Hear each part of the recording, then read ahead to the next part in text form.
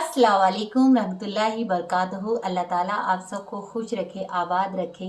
अल्लाह आपको बहुत सारी खुशियाँ दे और अपने माँ बाप को बहुत सारी खुश रखा करिए, क्योंकि माँ बाप नसीब वालों को मिलते हैं, उनका प्यार नसीब वालों को मिलता है ना।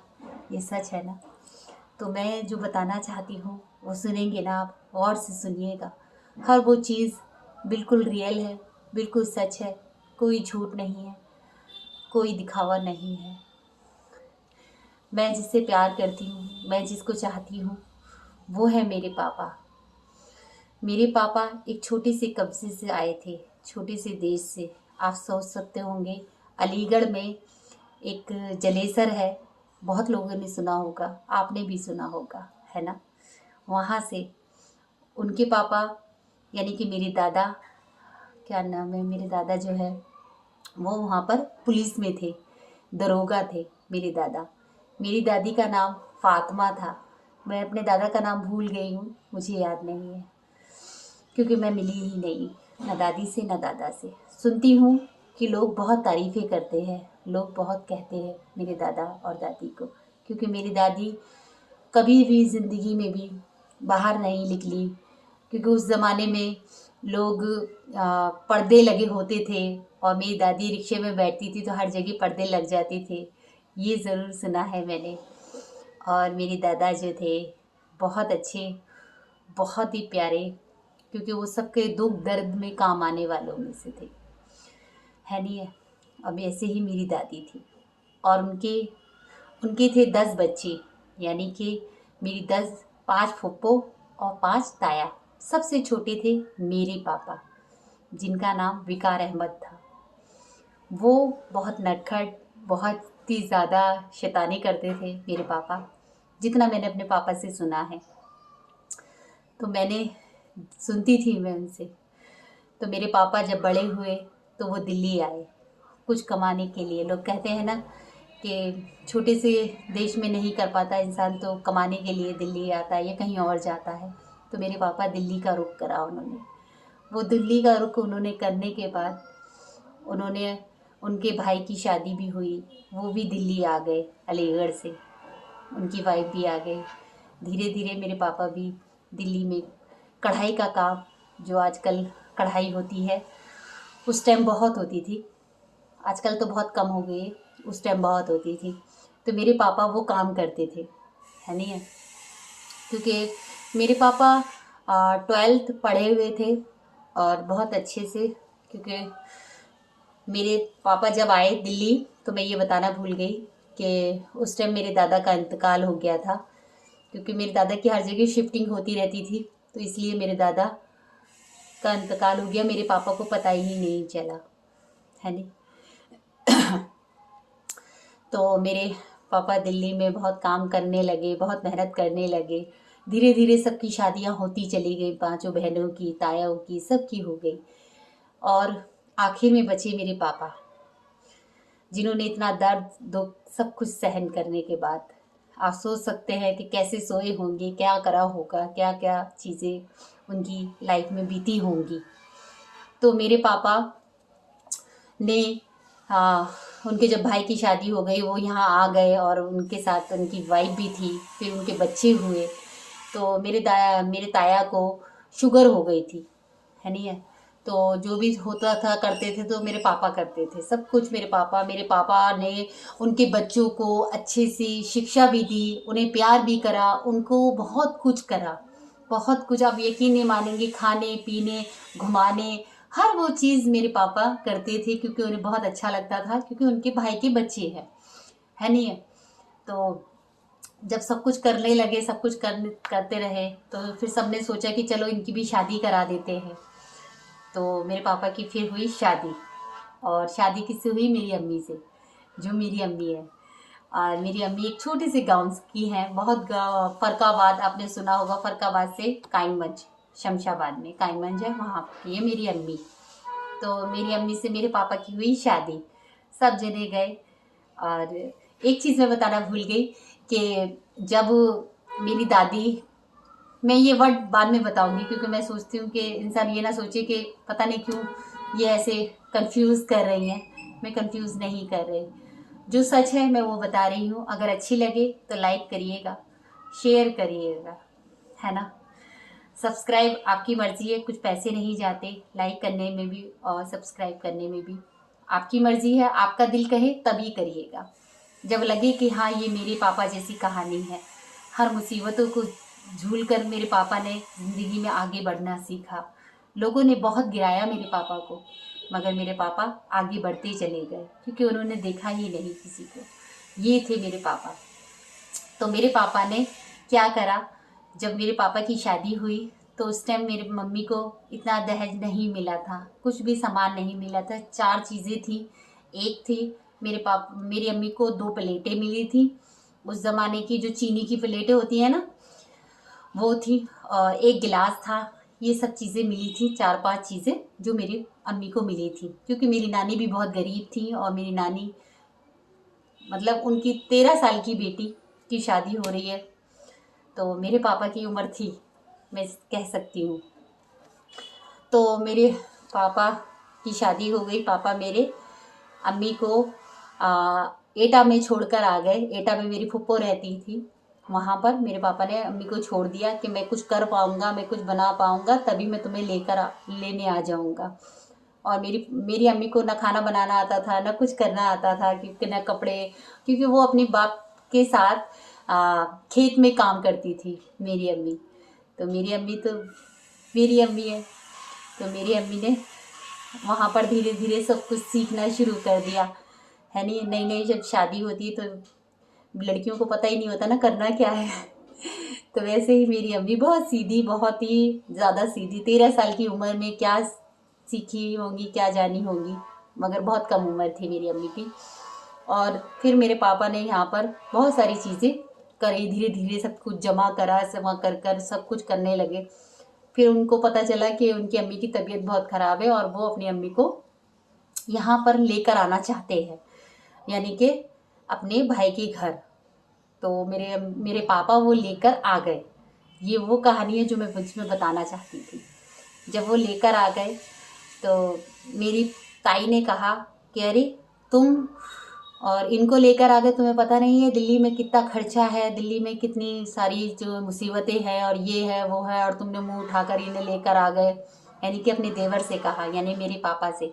तो मेरे पापा ने कहा कि अच्छा ठीक है, तुम इन्हें रख लो, उसके बाद जो है मैं जब कमरा ले लूँगा किराए पर तो मैं इनको ले जाऊँगा अपनी माँ को। तो मेरे पापा नेपाल चले गए। मेरे पापा नेपाल जैसे ही गए, है नहीं है, दादी को छोड़कर ताई के घर, तो वहाँ पर जो है मेरे पापा काम करने लगे। उस ज़माने में फ़ोन नहीं चलते थे, तो आपने भी सुना होगा, फ़ोन वोन कुछ नहीं चलता था। तो मेरे पापा को पता ही नहीं चला कि मेरी दादी का इंतकाल हो गया। मेरे पापा यही सोचते रहे कि मैं जल्दी जल्दी इतने पैसे जमा कर लूँ कि मैं अपनी माँ को अलग रख पाऊँ, और उन्होंने ये चीज़ करी। तो मेरे दादी का इंतकाल हुआ, मेरे पापा को पता ही नहीं था। जब 5-6 महीने बाद मेरे पापा आए और उन्होंने अपनी माँ ढूंढी, तो शायद उनको उनकी माँ नहीं मिली, क्योंकि वो ढूंढते रहे और माँ नहीं मिली। माँ चली जा चुकी थी। तो मेरे पापा पूछा सबसे, तो सबने बताया कि हमने तुम्हें ख़त भी लिखा था और ये भी था वो भी था, तुमने क्या नाम है तुम्हारा पता ही नहीं था, तो हम कैसे क्या करते हैं ये वो। और हमने तो मेरे पापा को बहुत रोना आया, बहुत तकलीफ़ें सहन की। मेरे पापा ने बहुत ज़्यादा दर्द में रहे कि यार मेरी अम्मी कितनी खुश थी कि मैं अपने बेटे के साथ रहूँगी, और उनको जब बर्दाश्त नहीं हुआ, जब उन्हीं की ही बहू ने ये कहा कि यहाँ जगह नहीं है नहीं। ऐसा भी होता है क्या? नहीं होता ना। लेकिन मेरे पापा बहुत रोए, बहुत तकलीफ़ें सहन करने के बावजूद भी मेरी ताई से ये नहीं कहा कि तुमने ऐसा क्यों किया, तुमने ऐसा क्यों किया कि किसी के दर्द को नहीं समझ पाए। ज़रूरी था कि तुम्हें मेरी माँ के सामने ये सब कुछ कहना। उनको ये तकलीफ़ दे गया मेरी दादी को, वो बर्दाश्त नहीं कर पाई और वो चली गई। मेरे पापा ने धीरे धीरे सब्र करना सीख लिया, और ज़िंदगी उसी का नाम है जब इंसान सब्र करता है। तो मेरे पापा ने ऐसे ही कहानी चलती रही और चलती रही। फिर उनके बच्चे जो थे, मैं ये कहानी इसलिए बता रही हूँ कि मैं दिखा रही हूँ कि लोग कैसे होते हैं, सगा रिश्ता कैसा होता है। जो मेरे पापा के साथ बीता वो दुनिया में बहुत लोगों के साथ बीता होगा, बहुत लोगों के साथ ऐसा होता होगा कि सगी जो मेरे पापा की भाभी थी उन्होंने क्या क्या करा। अब रही उनके बच्चों की बात। तो मेरी पापा नहीं खरीद पाए थे जब तक किराए पे घर, तो मेरी अम्मी को फिर भी बुला लिया था क्योंकि 2 कमरे थे मेरी ताई के। तो मेरे पापा ने कहा 1 कमरे का किराया मैं दूंगा और 1 कमरे का तुम दे देना, है नहीं है।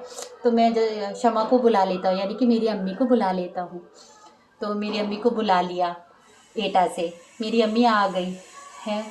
मेरी अम्मी इतनी सीधी थी कि मेरी ताई जो है ना छुआछूत बहुत करती थी, यानी कि इसे मत छुओ, इसे मत करो, इसे मत देखो। और मेरी अम्मी पूरे घर का काम करती थी। मेरी अम्मी एक नौकरानी बन चुकी थी, मगर वो कभी पापा से नहीं कहती थी, पापा को कभी अपनी तकलीफ़ें नहीं बताती थी कि मैं कैसे रहती हूँ जब तुम जॉब पर चले जाते हो, मैं कैसे अपनी अपने बच्चों को, या मैं खुद कैसे क्या क्या खाती हूँ। उस टाइम मेरी छोटी बहन, बड़ी बहन थी और मैं अपनी अम्मी के पेट में थी। तो क्या नाम है, मेरी अम्मी बेचारी ऐसे ही काम करती रहती थी उनकी घर का। फिर मेरे पापा ने देखा, और मेरे ताया बहुत अच्छे थे, बहुत अच्छे। मेरे ताया ने कहा क्या नाम है अपने भाई से, यानी मेरे पापा से, कि विकार ऐसा कर तू, क्या नाम है, क्योंकि मेरी अम्मी के आंसू ताया ने देखे थे कि मेरी अम्मी कैसे रोती थी, प्लेट छीन ली जाती थी आगे से। मेरी अम्मी अगर जहाँ बैठ जाती थी ना तो ऐसा लगता था जैसे वो भिखमंगन है, या क्या नाम है चमार है, ये कुछ ऐसी कहती थी। तो मेरी अम्मी के आंसू मेरी ताया ने देखा और ताया ने बोला कि विकार अपनी बीवी को यहाँ से ले जा, मैं नहीं देख पाता कि उसके साथ इतना जुल्म होता है। तो मेरे पापा जो थे वो लेकर किराए पर रख दिया मेरी अम्मी को कि चलो हम किराए पर रहेंगे, जैसा भी होगा सूखी रोटी खाएंगे, कोई बात नहीं, और हम रह लेंगे। वहीं से हम अलग हो गए।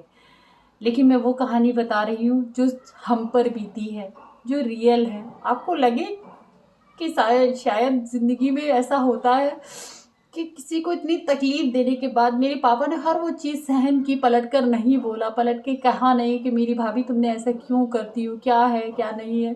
उनकी वजह से उनकी माँ चली गई, उनकी वजह से उनकी बीवी, उनके बच्चे बहुत दुखी रहे। उनके घर, जिसके घर में उन्होंने अपने उन भतीजों को और भतीजी को खाना खिलाया अपने हाथों से, हर वो चीज़ खिलाई अपने हाथों से, पाला है, कंधे पे बिठा कर दुनिया दिखाई उनको, पिक्चरें दिखाई अपनी भावज को, है ना।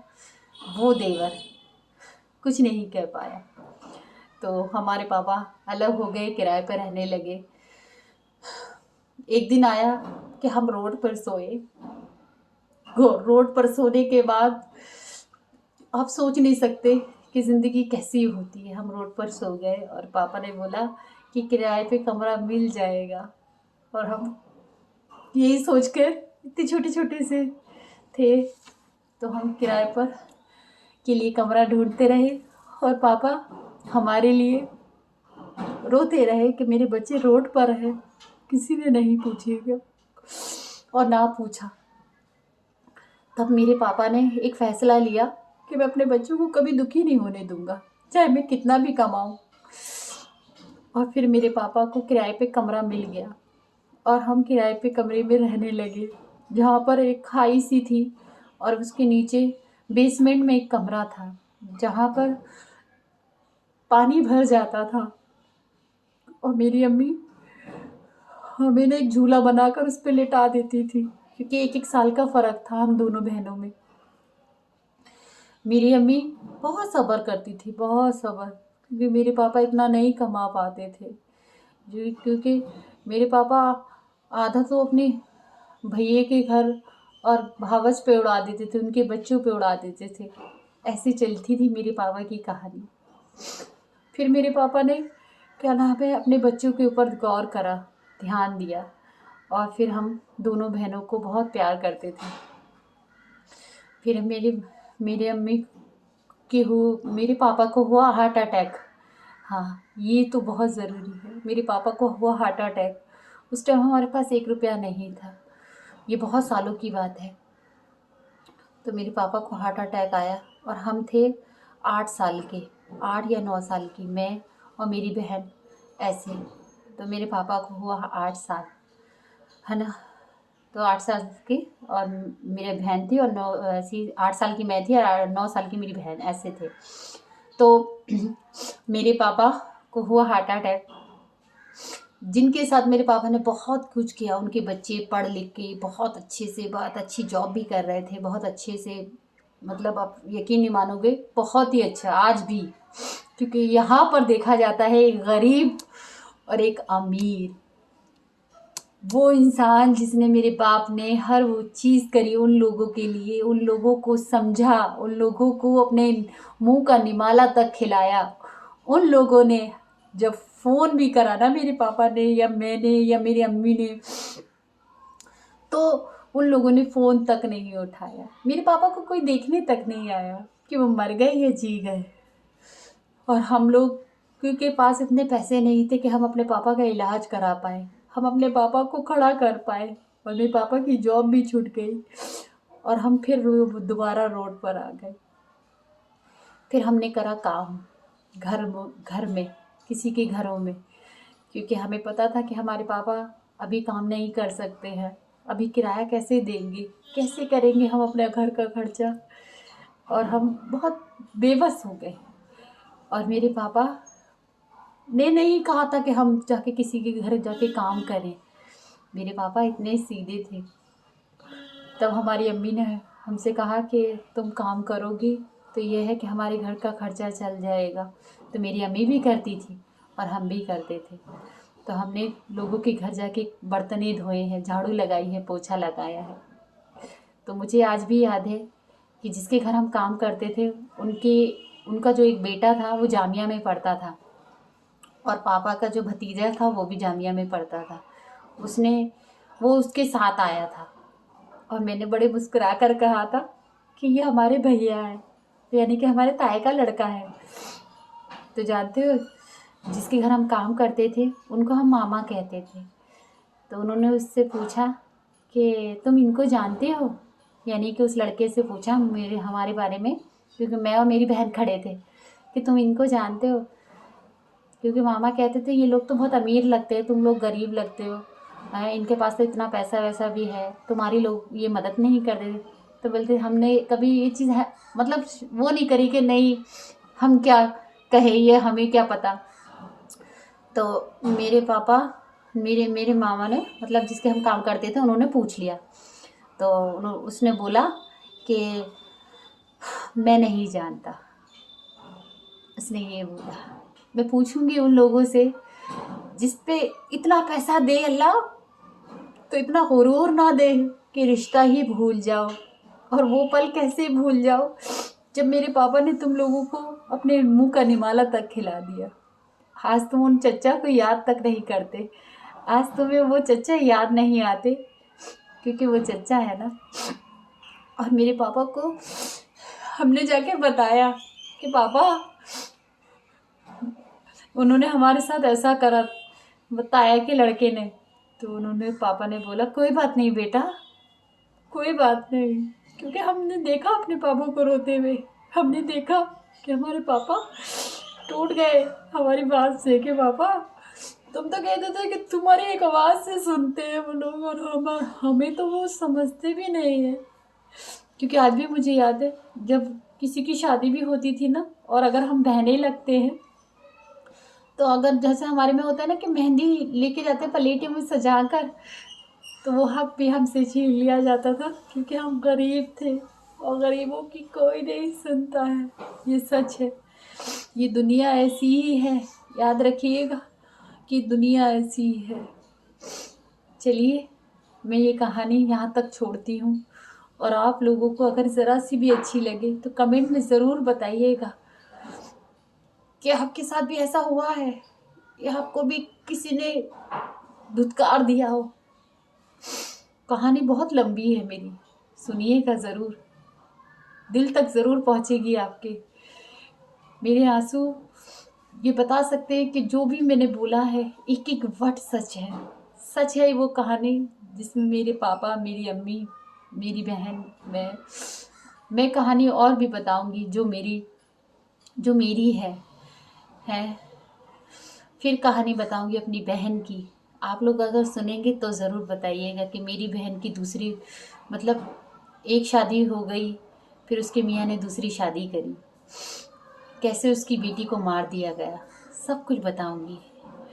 उस बाप ने मारा जिसको बेटियां पसंद नहीं थी, है ना। तो आप लोग ज़रूर बताइएगा कि ज़िंदगी में ऐसा भी होता है। प्लीज़ अच्छी लगे तो लाइक और शेयर सब्सक्राइब ज़रूर करिएगा, अल्लाह के वास्ते कर दीजिएगा। एक बेटी अपने बाप की कहानी बता रही है, उसका दर्द बता रही है कि क्या बीता उस पर। आज मेरे पापा इस दुनिया में नहीं हैं, लेकिन मैं हर पल याद करती हूँ अपने पापा को। मेरे पापा इस दुनिया में नहीं हैं, लेकिन हर पल मुझे याद आती है। मैं ख्वाब में भी अपने पापा को ढूंढती हूँ कि कहीं ना कहीं वो मुझे मिल जाए। मैं ये भी बताऊंगी कि मेरे पापा कैसे इस दुनिया को छोड़ के चले गए थे, कैसे वो आखिरी टाइम पर मेरे घर आए थे मुझसे मिलने, और मैं सोच ही नहीं पाई कि वो मुझसे मिलने आए हैं आखिरी बार। मैं सब कुछ बताऊंगी, ठीक है। ये बहुत लंबी होती जा रही है और मैं नहीं चाहती कि कोई ना देखे। मैं चाहती हूँ कि एक बेटी की ज़बानी सुने कि उसके बाप के ऊपर क्या क्या बीता है। चलिए, अल्लाह हाफिज़। दुआ में याद रखिएगा, कुछ गलत बोला हो तो माफ़ कर दीजिएगा, मगर शेयर ज़रूर करिएगा। आप सबको अल्लाह का वास्ता है, याद रखिएगा। अल्लाह पूछेगा ज़रूर कि किसी ने कहा और आपने सुना भी नहीं। चलिए।